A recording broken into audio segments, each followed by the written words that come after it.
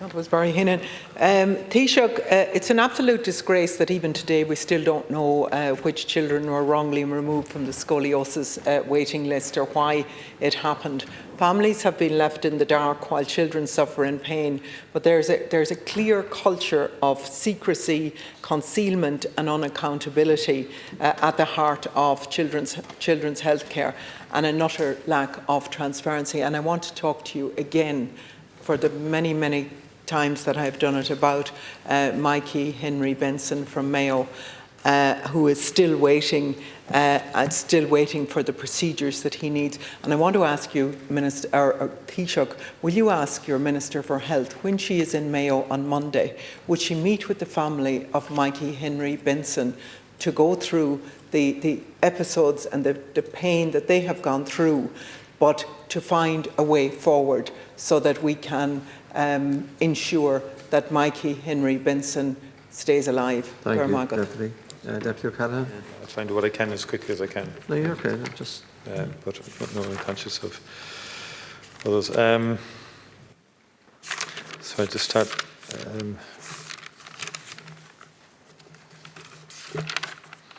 Deputy Dempsey raised the issue in terms of transition from child services to adult services, and that there was an absence of early planning for that, and also made a comment that the parents were told that there would be therapies will not be available in transition. That's not acceptable, and respite should not be withdrawn. Now, in the disability unit that I've established, a key work stream will be planning and designing for the future.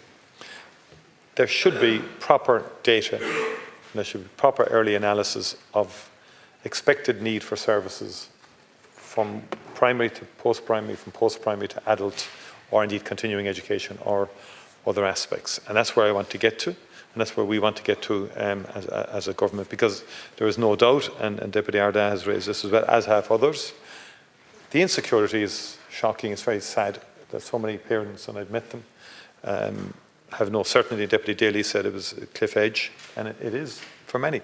And if you talk to some of the providers, and it's Section 38s and 39s, they're all dealing with emergency cases. That's not satisfactory, so we've got to get a more planned approach to this transition. I think there are also issues in terms of the interaction between the Section 38s, 39s and government services and how that works. And many of those are under pressure as well, I have to acknowledge, but equally we've got to work out the models and so forth. There should be proper databases outlining how many people are in a given service at a given time, and what will the requirements be at a later date. And that issue of creating a secure transition, and that older parents, in particular senior citizens now, have a certain sense of security and knowledge well in advance that their children will be looked after in case anything happens in terms of themselves. And that is a very understandable human concern, which has not been met at the moment, but which needs to be met. And very determined that we would put services in place to enable that to happen. There is a fear, as Deputy Arda said, there, and you called for a national plan for this, and it's something I think that I'm going to work on, and that people would have that security. And I think all the deputies in that regard have raised that issue. We should be looking at a seamless transition. Ideally, that's what we should be looking at. And there's a link into housing as well in that respect, and different solutions at different times in the journey of life that people can move to better accommodation, more suitable accommodation, and we should have greater flexibility around that provision. And there can be too many silos between different government departments in respect to that, but we are working on that, and that's what the Cabinet Subcommittee is for, to do a cross-government, whole-of-government approach.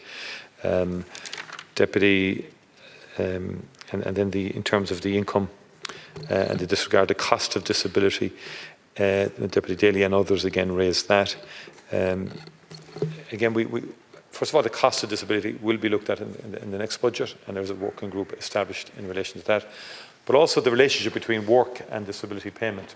Now, there are some supports there for transitioning, if you like, from disability, from the social protection system into work, in terms of medical card and others. But I think that can be strengthened and that those moving into work can be given greater certainty, more long-term certainty that they will retain their benefits or whatever entitlements they have as they go into work.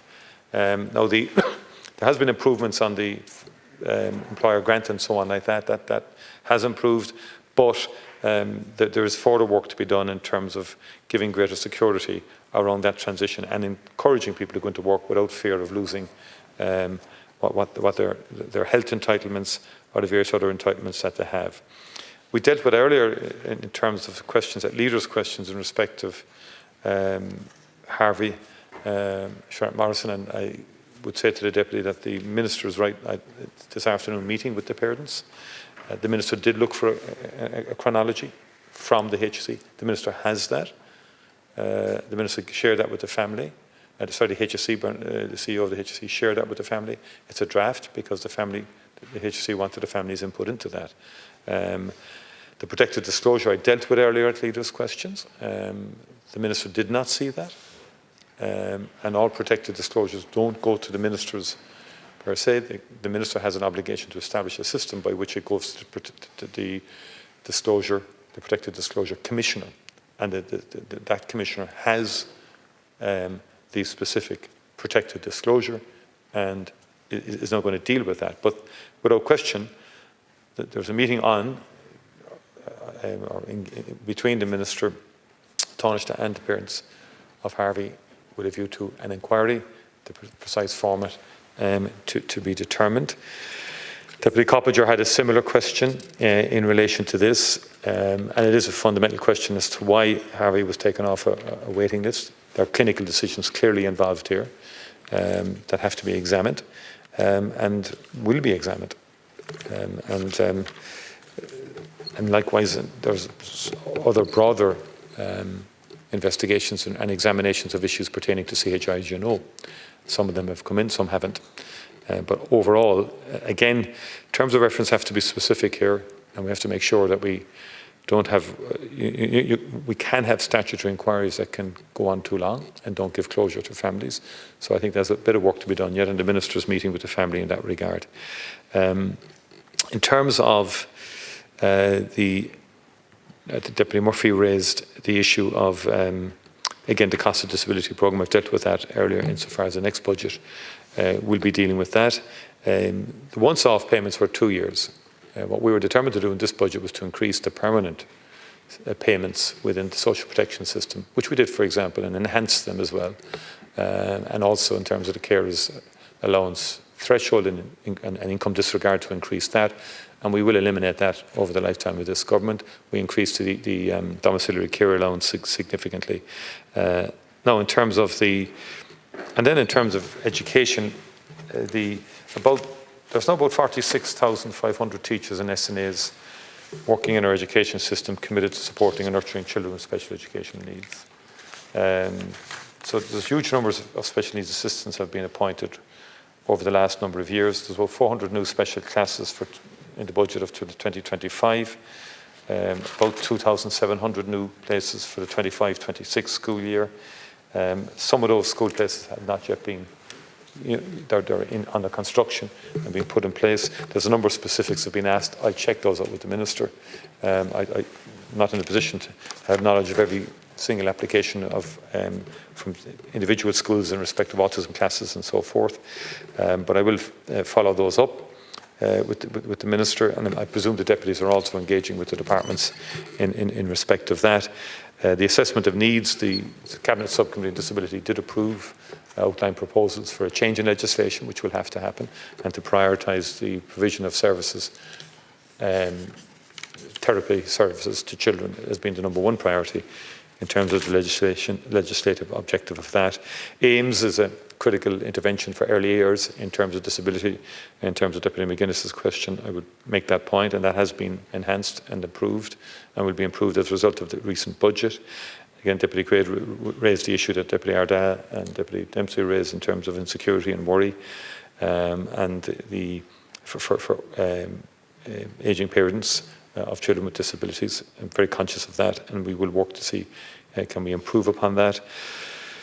Deputy Conway-Walsh, I've dealt with that question, the issue. Deputy O'Callaghan, again, I'll check in terms of the school at Baldoyle. I don't have awareness of that. And in terms of Deputy Boyd Barrett's, again, I don't have the specific issue, but I think it's an income threshold issue in terms of people marrying, and I will have that. I will have that examined. And that's something that certainly we can look at also. And I'll talk to the Minister for Social Protection in relation to that. Thank you. I think you were referring to the previous question. But Harvey, the one on Mikey Henry Benson. Sorry. But again, I'll talk to the Minister in respect, but to be fair, I mean, there's a clinical, this should be done at hospital level. It should be done properly through the clinicians, properly engaging with the family and with the parents. There are liaison officers in the CHI as well who should be. Well, I'll make the Minister aware of the case. I'll do it. Thank you.